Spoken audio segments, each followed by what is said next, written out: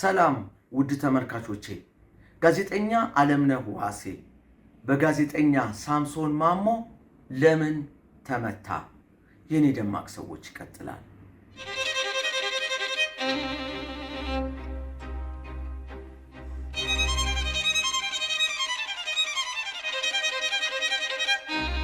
የኔ ደማቅ ሰዎች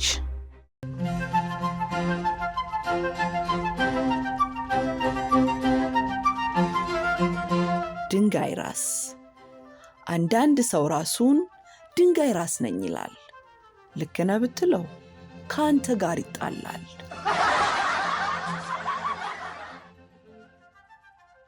አንጋፋውና የጥራት ምልክት የሆነው ድርጅታችን ኮምቦልቻ የብረታ ብረት ምርቶች ኢንዱስትሪ ፋብሪካ አሁን አዲስ ዘመናዊ የጌጣጌጥ ብረት በሮችን በማምረት ወደ ገበያ መጥቷል። ዘመናዊ ውብና ጠንካራ የሆኑ በሮችን ለመኖሪያ ቤቶች፣ ሆቴሎች፣ ኮንዶሚኒየሞችና ቢሮዎች ተስማሚ የሆኑ የእንጨት ባህር ያላቸው ድምፅ የማያሳልፉ እርጥበት የማያበላሻቸውና የላቀ የቴክኖሎጂ የቀለም ቅብ ፓውደር ኮትኝ የተቀቡ በፓስወርድ በአሻራና በቁልፍ የሚከፈቱ ከ6 እስከ 10 የሚደርስ የቁልፍ ተወርዋሪ ያላቸው በሮችን በተለያየ ዲዛይንና የቀለም አማራጭ አዘጋጅተናል። ኮስፒዶር በቅርብ ቀን ይጠብቁ። ኮምቦልቻ የብረታ ብረት ምርቶች ኢንዱስትሪ ኃላፊነቱ የተጠበቀ የግል ማህበር።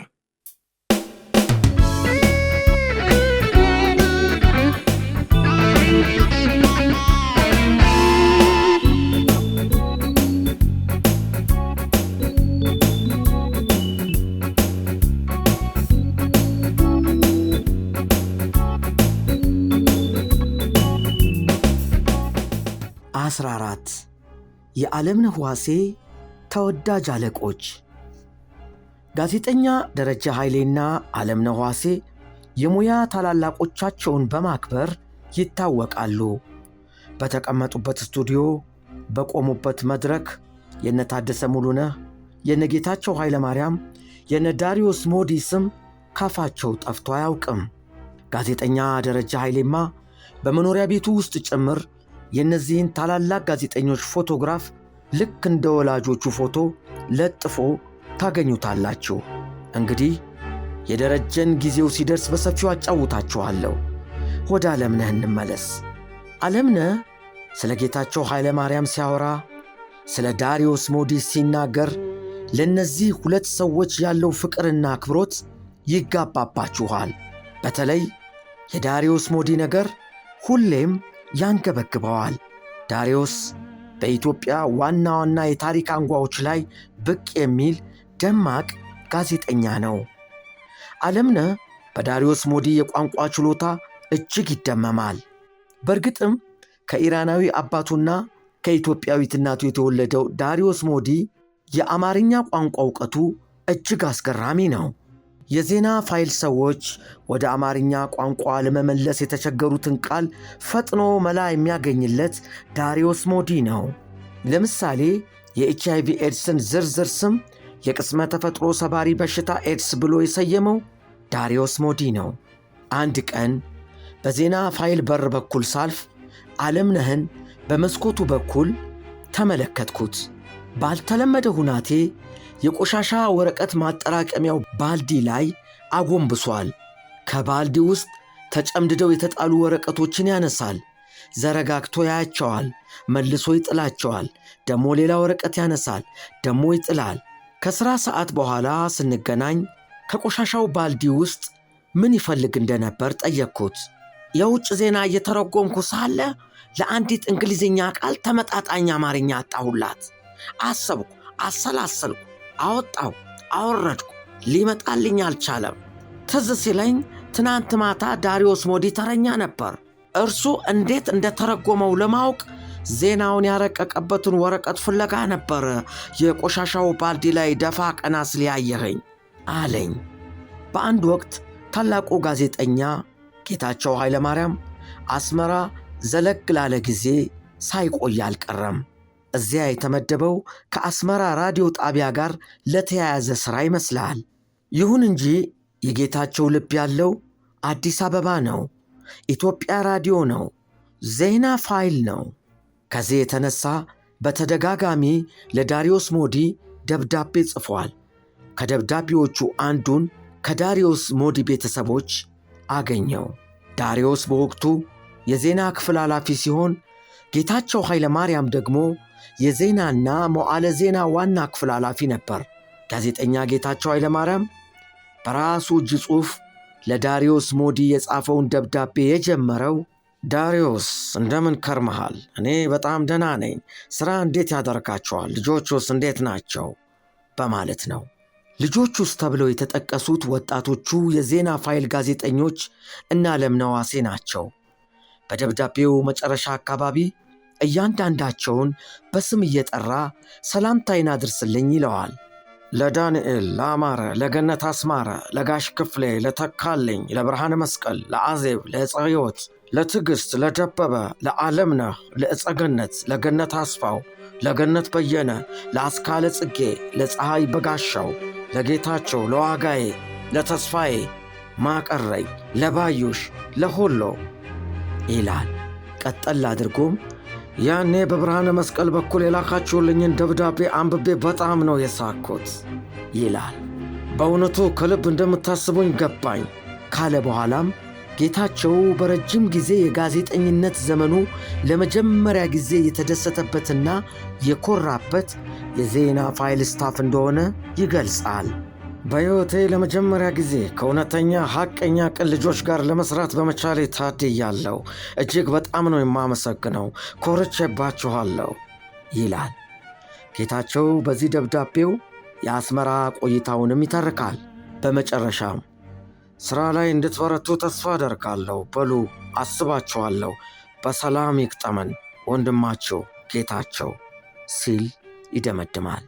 መሃል ላይ አስመራ ሆኖ ዜና ፋይልን አልፎ አልፎ እንደሚከታተል ገልጾ በጣም ነው የረካሁት ይላቸዋል። በተለይም የኦኤዮ ከቨሬጅ በጣም ጥሩ ነበር። እንደ ተሟሟታችሁበት ተሰምቶኛል። አደራ እንደዚህ ነው። የተሰማኝን የልብ ኩራት ልገልጽላችሁ አልችልም። በርቱ ይላቸዋል። ቀጠል አድርጎም ጓድ ሚኒስትር በዜና ፋይል ላይ እምነት እንዳላቸው ስለተናገሩ በጣም ነው ደስ ያለኝ ሲል ይቀጥላል። አሁንም ደግሞ ገና ከባድ ሥራ ስለሚጠብቃችሁ እንደምትወጡት አልጠራጠርም ይላል። ጋዜጠኛ ጌታቸው ኃይለ ማርያም የዜና ፋይል ጋዜጠኞች ወደፊት የሚጠብቃቸው ከባድ ሥራ ምን እንደሆነ በግልጽ አልጻፈም። እንዲያው በደፈናው ግን ለሁሉም ነገር አስቀድማችሁ ተዘጋጁበት ነው ያለው። ከጋዜጠኛ ጌታቸው ኃይለ ማርያም ደብዳቤ እኔን በጣም ያሳቀኝ በደብዳቤው መጨረሻ ላይ አንዳንድ ሠራተኞችን በስም እየጠራ ለዳሪዮስ ያቀረበው ስጋት አዘል ጥያቄ ነው። ገነት አስፋው አሁንም ትበጠብጣለች ይላል። ቀጠል አድርጎም አዜብስ፣ ዕፀሕይወትስ እንጀራ ጋገር አለብኝ እያሉ ይቀራሉ ሲል ይጠይቃል።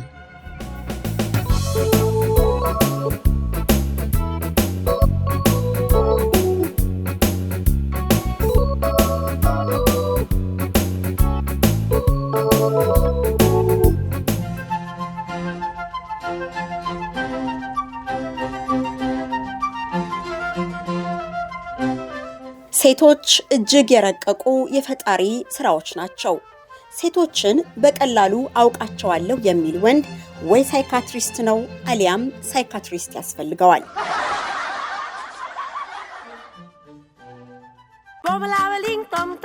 ሪል አይስክሬም የልጆቹ ጉጉ፣ እርሶም ቀመስ ያርጉ። ሪል በቸኮላት አይገልጸውም ቃላት፣ በማንጎ ቫኒላ ጣፈጡ ሌላ፣ በስትሮቤሪ ቀኖን አሳማሪ፣ በሞካ በላቴ ወደድኩት ካንጀቴ። ቀምሰው ያረጋግጡ፣ ምላሶ ዳኛ ነው። ለልጆቹ የሚያምጡ ልደት ማድመቂያ ነው፣ ለፍቅረኛም ሚስጡ የፍቅር ቋንቋ ነው። ሪል አይስክሬም የመጪው ዘመንጣ ይወዱታል በጣም።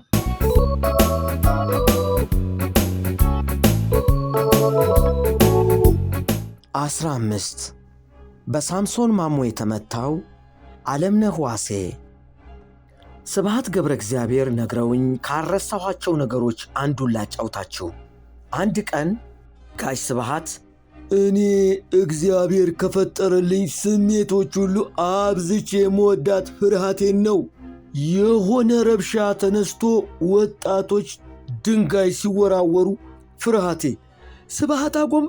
ስብሐት አጎንብስ ስትለኝ እኔ ሳጎነብስ ሌላው ሲመታ፣ ደሞ ሌላ ቀን የሆነ ጥይት ሲተኮስ ፍርሃቴ ስብሃት ሩጥ፣ ስብሃት አመልጥ ስትለኝ እኔ ሩጬ ሳመልጥ ሌላው ቆሞ ሲመታ እዚህ ደረስኩ አሉኝ።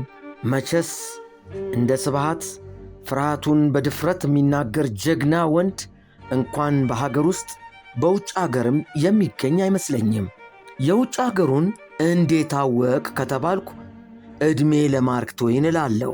አሜሪካዊው ደራሲ ማርክ ትዌን ፍርሃት ለራስ ሲሆን ትዕግሥት ይባላል ይላል። ዓለምነህ ጠብ አይወድም፣ በጣም ታጋሽ ነው። ሰው ተጣልቶ ሊጋደል ከደረሰ ግን ትዕግሥቱ ያልቃል። ይሄ የታወቀው ጋዜጠኛ ሳምሶን ማሞ ከጋዜጠኛ ፍሬው ውብሸት ጋር ኢትዮጵያ ራዲዮ አካባቢ የተጣላለት ነው። በነገራችን መሃል የግቢው ዋና ተደባዳቢ ጋዜጠኛ ሳምሶን ማሞ ነው። ዳገቱ የቁልቁለቱን ያክል ነው እንደሚባለው ሳምሶን ሲራራም ሲጣላም ካንጀቱ ነው። ልቡ ሲነካ ቸር፣ መብቱ ሲነካ ደግሞ ቁጡ መሆኑን ማንም ያውቃል። ብዙ ጊዜ ሳምሶን የጀመረው ጠብ የሚበርደው በራዲዮ ጣቢያው ወታደሮች ክላሽ ነው። ወታደሮቹ ክላሻቸውን ሲያቀባብሉ የመሥሪያ ቤቱ ሴቶች እሪታቸውን ያቀልጣሉ። ያኔ ሳምሶንም በረድ ይላል። ከጋዜጠኛ ፍሬው ውብሸት ጋር የተጣላ ቀን የሆነውም ይኸው ነበር። በወቅቱ ዓለምነህም በስፍራው ነበር። ሁለቱ ጋዜጠኞች ከቃላት መወራወር አልፈው ሲተናነቁ ትዕግሥቱ ያለቀው ዓለምነህ በሁለቱ መካከል ጠርምሶ ገባና መሃላቸው ቆመ። ዓለምነህ ሳምሶን ማሞን በቀኝ እጁ ገፍቶ ይዟል፣ ፍሬው ውብሸትን ደግሞ በግራ እጁ። በዕለቱ ፍሬው ለድብድብ ዝግጁ አልነበረም። ከሳምሶን በተሻለ መረጋጋት ላይ ስለነበር ጠብ ከፈለክ መሥሪያ ቤት አካባቢ መሆን የለበትም፣ እዚያው እንግሊዝ በር እመጣልሃለሁ የሚል አማራጭ ሐሳብ ያቀርባል። እንግዲህ እንግሊዝ በር የሳምሶን ማሞ ሰፈር መሆኑ ነው። ሳምሶን ደግሞ ጠብና ገንፎ በትኩስ ነው ከሚሉት ወገን ሳይሆን አይቀርም። የባሰ ቱጊልና በዓለምነህ በኩል አሻግሮ እግሩን ወደ ፍሬው ይሰነዝራል። የተወረወረው የሳምሶን እግር ያገኘው ግን ዓለምነህን ነበር። እንደተለመደው በወታደሮች ክላሽና በሴቶች ጩኸት ጠቡ ከበረደ በኋላ ዓለምነህ ከፍ ያለ ስቃይ ውስጥ ገባ። ቀኑን ሙሉ ወይኔ ቁርጭምጭሚቴን ሲል ዋለ። የዚያን ቀን ስቃዩን አስታውሼ ዓለምነህ በሾኬ ነው የመታ ወይስ በርግጫ አልኩት። አላውቅም፣ እግሩን በኃይል እንደሰነዘረብኝ ብቻ ነው ማስታውሰው አለኝ ዓለምነህ። የሚገርመው ተመቺ ብቻ ሳይሆን መቼም ስለሆነው ነገር ምንም አለማስታወሱ ነው። ሳምሶንን ጠየቅኩት። ዓለምነህን እንዴት አድርገህ ብትመታው ነው ቀኑን ሙሉ ሲሰቃየው አለው አልኩት። የሳምሶን ምላሽ እኔ ምኑን አውቀዋለሁ ብለህ ነው? ስጣላ እኮ አውሬ ነኝ የሚል ነው። በሚቀጥለው ፕሮግራሜ ዓለምነህ ወደ ቢሮ ሲገባ ከበር ይልቅ በመስኮት ዘሎ መግባት የሚመርጠው ለምን እንደሆነ አጫውታችኋለሁ። እስከዚያው ሳይለየን ያቆየን።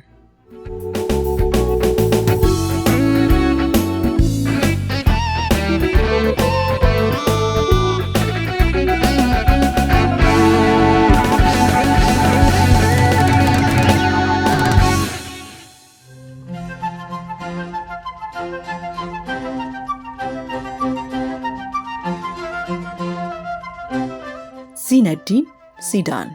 የዚነዲን አባት በገዛ አገራቸው አልጄሪያ ትዳር ይዘው ወልደው ከብደው ይኖሩ ነበር። ታዲያ ከወለዷቸው ልጆች አንዱ ታማሚ ሆነ። ከተወለደበት ቀን ጀምሮ ጤና አግኝቶ አያውቅም። ቢድንልኝ ብለው ያልሄዱበት ሆስፒታል፣ ያላሳዩት ሐኪም የለም። ሁሉም ከንቱና ኪሳራ ሆነባቸው። ቢቸግራቸው ጠንቋይ ቤት ሄዱ። ያም ጠንቋይ የአልጄሪያ ከራማ ይጣላዋል፣ ፈረንሳይ ሄዶ ቢኖር ይድናል አላቸው። እንደተባሉትም አባቱ አቶ ዚነዲን ታማሚ ልጃቸውን ይዘው ፈረንሳይ ውስጥ ወደምትገኘው ማርሴ ከተማ ሄዱ። እዚያ እንደገቡም በል እንግዲህ ልጄ ዕድሜህን ሙሉ ካማቀቀ ህመም እዚህ ነው የምትድነው ተብለሃልና በል እዚህ ዳን አሉት። የልጃቸው መጠሪያ ስምም ዚነዲን እዚህ ዳን ሆኖ ቀረ። ድል ቀለም ከኤምቢአይ በአንድ ጋሎን ሰፊ ቦታዎችን ማዳረስ የሚችል ከነውበቱ ለረጅም ጊዜ የሚቆይ ቀለም ድል ቀለም። ድል ቀለምን ይጠቀሙ። የግንባታውን አጨራረስ በድል ይደምድሞ። ተመጣጣኝ ዋጋ ከበቂ አቅርቦት ጋር ኤምቢአይ ድል ቀለም የሚድሮክ ኢንቨስትመንት ግሩፕ አባል ከኤምቢአይ። የተወዳጁ ጋዜጠኛ የዓለምነህ ዋሴ ትውስታዎች በዚህ አላበቁም። ሳምንት ተከታዩን ክፍል ይዘንላችሁ እንቀርባለን።